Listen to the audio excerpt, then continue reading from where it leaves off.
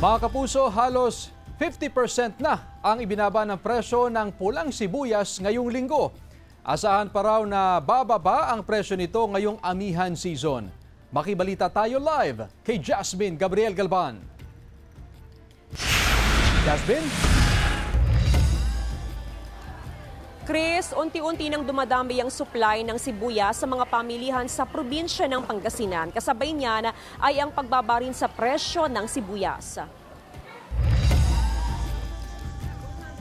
Mula sa Bayambang Pangasinan ang mga bagong aning pulang sibuyas na ibinebenta sa Malimgas Public Market sa Dagupan City. Kasunod ng pagsimula ng anihan ng pulang sibuyas, ang pagbaba o pagbabalik normal sa presyo ng sibuyas sa merkado. Mula sa dating 200 pesos kada kilo ng pulang sibuyas, nasa 110 hanggang 120 pesos per kilo na ngayon.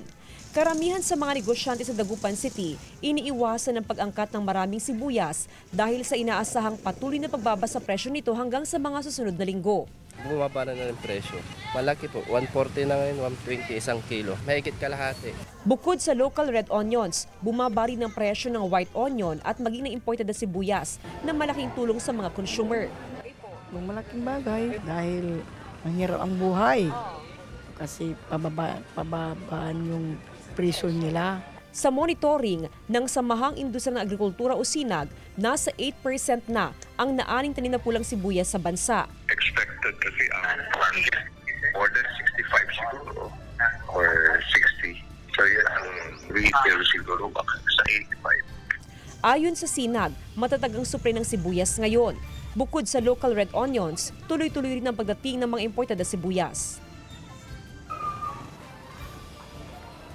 Chris, sa ating pag-iikot dito sa Kalasyaw Public Market ay marami na ring sibuyas mula sa Bayambang ang ibinebenta ngayon ng mga negosyante. Bukod pa dyan, yung patuloy na pagdating naman ng imported na sibuyas. Sa ngayon, Chris, ay nasa 100 hanggang 120 pesos ang kada kilo ng pulang sibuyas dito sa pamilihan. Chris? Maraming salamat, Jasmine Gabriel Galban.